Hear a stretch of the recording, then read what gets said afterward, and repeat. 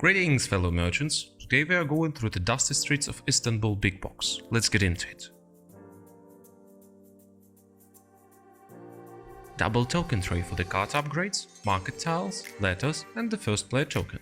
And a second deck for the Mosque and Moja upgrades.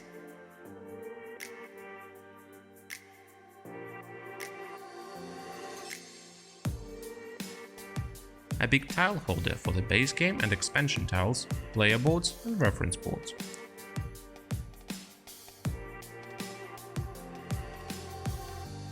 Tray for all the coins. Tray for Moja and precious rubies.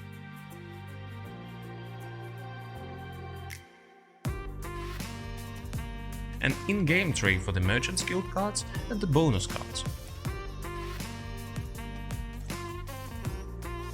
A small token tray for the dice, smuggler, governor and letterman tokens.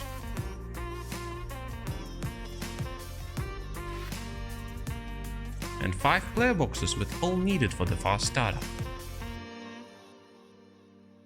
And here is an overview of how it fits into the box.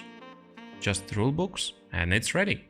That's all, folks. Thanks for your attention, have a great game and let's make gaming more exciting together.